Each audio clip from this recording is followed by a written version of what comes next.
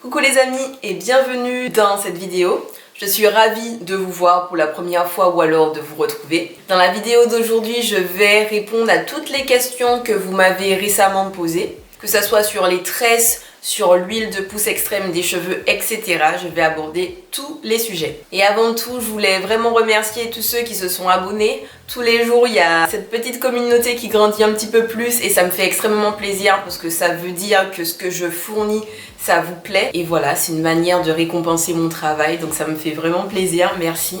Et à toutes les personnes qui regardent cette vidéo et qui ne sont pas abonnées, n'hésitez pas à le faire, comme je le répète à chaque fois, en cliquant sur le bouton rouge et blanc qui s'affiche en bas sur la petite case s'abonner. Allez, c'est parti. J'ai noté sur mon téléphone toutes les questions que vous m'avez posées. De manière générale, je réponds à toutes les questions en commentaire, mais comme il y a certaines questions qui reviennent plusieurs fois, c'est l'occasion pour moi de faire une vidéo dessus et comme ça, vous n'avez qu'à la regarder et c'est fait. Voilà. Allez, c'est parti. Alors, j'ai Denilson Isabelle Makango qui me demande avec quelle mèche doit-on faire les knotless braids. J'ai Emma Boussan qui me pose à peu près la même question. Quelles sont les extensions que tu utilises? Alors moi j'utilise des mèches que je trouve dans la boutique Afro qui est pas loin de chez moi. Et ils vendent des mèches de la marque Expression. Donc je vous ai pris, ça ressemble un peu à ça. Et derrière c'est écrit Expression, collection, comme ça. Alors quand vous avez un paquet de mèches, vous avez la marque qui est Expression. Ensuite vous avez la couleur qui est là, donc moi c'est le numéro 1. Si vous prenez quelque chose de plus foncé ou de plus clair, ben du coup ça va changer. Ensuite vous avez le style de braid, donc moi j'utilise de l'ultra braid. Après, peu importe la marque de mèche que vous utilisez, le but c'est d'avoir des mèches qui sont assez raides, que vous allez pouvoir bien manipuler. Vous voyez, il n'y a pas d'ondulation ni rien. Après, il y a des marques qui sont un peu moins bien que celle-ci, il y a des marques qui sont meilleures aussi. Le tout c'est de trouver la mèche qui correspond à votre envie en fonction des couleurs notamment et puis en fonction de votre budget. Quand vous choisissez vos mèches, il est important de prendre une bonne qualité de mèche parce que moi ça m'est arrivé une fois d'avoir acheté des mèches que je ne connaissais pas, de les avoir mises et j'ai fait une réaction allergique et 3 jours après mon cuir chevelure il me démangeait tellement que j'ai dû tout retirer. Ensuite, autre question, Lys Aron qui me dit bonjour, très bonne vidéo, merci. Les tresses tiennent à peu près combien de temps? Alors quand moi je fais mes knotless braids, je les laisse un mois. J'ai fait une vidéo à ce sujet qui s'appelle un mois après mes knotless braids. Lys Aron, je te mets la vidéo en barre d'informations, tu pourras voir tous mes commentaires dessus. Je montre comment les tresses sont, leur état, comment je les ai entretenues pendant ces 1 mois. Honnêtement, je pense que les knotless braids, on peut facilement les garder 1 mois et demi. Moi, je les ai laissés 1 mois parce que j'avais envie de prendre soin de mes cheveux. En fait, j'avais envie de faire un soin. Et pour moi, passer 1 mois, je suis un peu frustrée et je peux pas me laver les cheveux comme je veux, donc ça m'embête. Bref, donc, mais en tout cas, on peut les garder jusqu'à 1 mois. Patricia B qui me dit coucou, combien de temps tu as pris pour te coiffer? Sur la vidéo des knotless braids, j'ai pris environ 6 heures pour me coiffer. Il faut savoir que les knotless braids, ça prend beaucoup plus de temps que les braids classiques qu'on appelle box braids.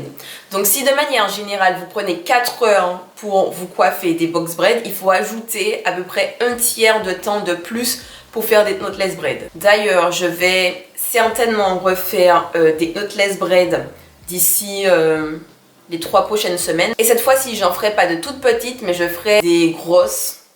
Je pense que je ferai à peu près 10 tresses de chaque côté de ma tête. En tout, 40 grosses tresses sur la tête et bien sûr, ça ira plus vite que quand j'ai fait les toutes petites tresses. Donc pour sûr, ça prendra moins de 6 heures. Je ferai certainement une vidéo à ce sujet pour vous montrer comment j'effectue à nouveau les knotless braids et je vous dirai précisément combien de temps ça m'a pris. Comme ça, vous aurez un délai précis de combien de temps ça m'a pris pour faire mes tresses. Ensuite, j'ai Corinne Ferne qui me dit bonjour, quel est ton soin profond? Alors, j'ai pris mon soin profond. J'utilise le soin hydratant de chez She Moisture qui s'appelle Makunaka One et Manufara Oil. Voilà. Je vous mets un peu la photo. Et aussi, je vous mettrai le lien en barre d'infos, comme ça vous n'avez qu'à cliquer dessus et vous aurez toutes les informations. Il faut savoir que ce soin, je l'utilise depuis 4 ans déjà. Et pour moi, c'est simplement le meilleur soin que j'ai trouvé pour mes cheveux. La manière dont je l'utilise, c'est que je le prends et je fais moitié du soin, moitié d'huile que je décide de mettre. Généralement, je mets de l'huile d'olive ou de l'huile de macadamia, etc. Donc je fais moitié ça, moitié huile et je le pose en soin profond et après je rince. Et combien ça coûte? Ça dépend vraiment où vous l'achetez. En France, je trouve que ça coûte excessivement cher parce que ça coûte 16 € en France ou 17 €, je l'achète à chaque fois. Et vous voyez, c'est un petit pot pour 17 € quand même. Et c'est pour ça aussi que je le mélange moitié-moitié avec de l'huile. Comme ça me dure plus longtemps. Hashtag radine. Non, hashtag efficacité. Et en plus, le fait de mélanger avec de l'huile, ça rend le soin encore plus intense. Et pour information, l'été dernier, j'ai été aux États-Unis et en étant là-bas, j'ai acheté 4 ou 5 pots de ça. Et aux États-Unis, ça coûtait moins de 10 $. Donc ça coûtait 10 € quoi. Moins de 10 € aux États-Unis. Et en France, c'est pratiquement le double. Et ouais, on se fait bien arnaquer. Maïteka qui me dit c'est quoi le MSM? Maïteka, j'ai préparé une petite réponse donc je vais lire un peu parce que j'ai pas tout appris par cœur. J'aurais pu mais j'ai la flemme.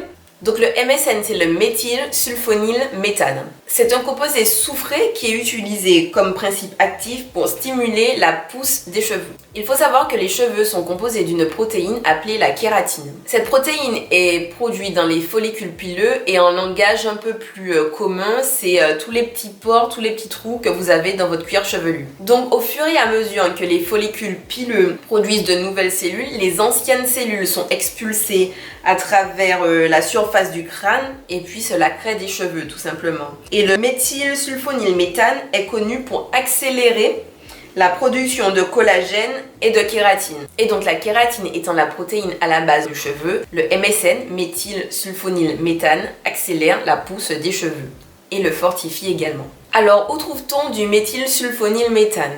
On peut en trouver dans tous les produits cosmétiques qui ont pour but de faire pousser les cheveux. Dans les shampoings accélérateurs de cheveux, dans les soins accélérateurs de cheveux, les huiles, etc. Tout ça c'est pour une application externe et on peut les retrouver aussi sous forme de gélules et de comprimés pour une absorption par voie orale. Comme vous pouvez prendre par exemple de la levure de bière, il y a du méthylsulfonylméthane. Et cette molécule est connue pour être très efficace dans la pousse des cheveux. Et je sais ce que vous allez me dire là vous allez me dire Lily, il y a un produit qui permet de faire pousser les cheveux de manière extrême. Tu le connais depuis plusieurs années. Tu parles de l'huile de croissance extrême des cheveux et tu ne parles pas du MSM? C'est quoi ce problème? Oui, mais, parce qu'il y a un mais. Je n'en parle pas sur ma chaîne parce que je n'ai jamais pris ce produit. Pourquoi je ne l'ai jamais pris? C'est parce qu'il y a un moment, je m'en étais vraiment intéressée. J'avais envie de le prendre. Et puis en cherchant un peu plus loin et en regardant les retours de consommateurs, j'avais vu qu'il y avait eu extrêmement de retours négatifs. Pas concernant l'efficacité du produit, mais concernant les effets secondaires qu'il produit. Et ouais, c'est un produit qui est très efficace. Si vous êtes intéressé, regardez sur internet, regardez sur YouTube. Il y a énormément de contenu dessus. Par contre, il produit des effets indésirables qui sont très importants et qui ne sont pas anodins. Il peut provoquer des nausées, de la diarrhée, des maux de tête. Certaines personnes parlent de crise de migraine. On veut faire pousser les cheveux, oui. Mais est-ce qu'on veut souffrir pour ça? Non, voilà, clairement non. Après, par voie externe, je n'ai pas connaissance de personnes qui ont reproché au produit d'avoir des effets indésirables. Tous les commentaires négatifs que j'ai vus, c'était par des personnes qui ont pris le produit par voie orale. Je tiens quand même à vous dire que c'est un produit qui n'est pas anodin. C'est interdit aux femmes enceintes, aux femmes qui allaitent, aux personnes qui souffrent de problèmes rénaux, aux personnes qui sont en train de subir un traitement anticancérigène et puis plein d'autres trucs, voilà. Tout simplement, plein d'autres trucs. Si vous souhaitez prendre cette substance, je vous conseille fortement d'en parler quand même avec votre médecin avant, parce que ce n'est pas une substance anodine. Donc par voie externe, dans des soins, dans des shampoings, dans des huiles, oui, d'accord, parce que l'effet est vraiment limité, mais par voie interne, parlez-en à votre médecin avant. Ensuite, j'ai une question de Marion Chazal qui me dit « Bonjour, merci pour cette vidéo très intéressante.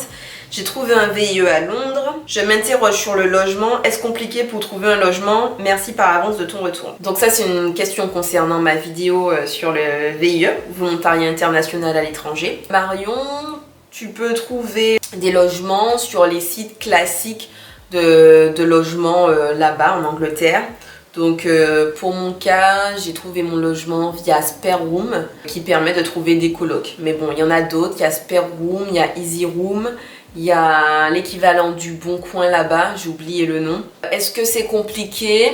Non, c'est pas plus compliqué de trouver un logement en France qu'en Angleterre. C'est plus cher, ça c'est sûr, mais c'est pas plus compliqué. Voilà, les voies classiques, agents immobiliers, ça coûte un peu plus cher, sinon l'équivalent du Bon Coin, sinon les sites de coloc. Il y a Céline Sourisseau qui me dit « Salut Lily Rose, est-ce que tu le referais ?»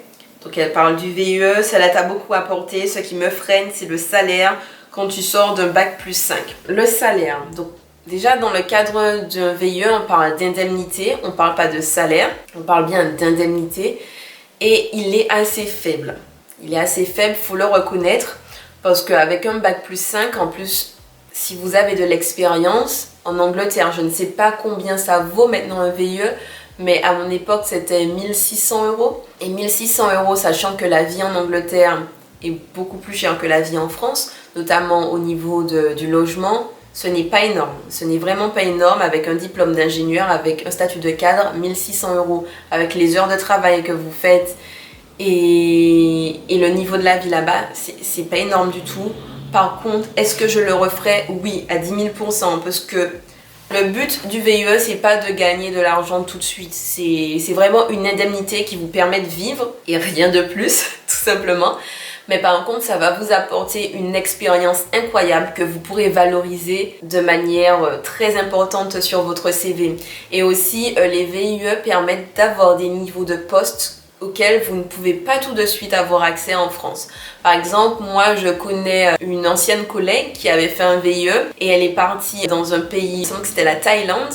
Et en Thaïlande, tout de suite, elle était responsable d'un laboratoire avec 6 ou 7 employés alors qu'elle avait 1 an d'expérience. Voilà. En France, clairement, vous n'aurez pas ou peu de possibilités d'avoir un tel poste en si peu de temps, avec si peu d'expérience. Donc le VIE, c'est vraiment l'occasion de partir, de prendre toute l'expérience que vous pouvez avoir, de valoriser tout ce que vous pouvez valoriser. Vous allez apprendre énormément, vous allez grandir énormément.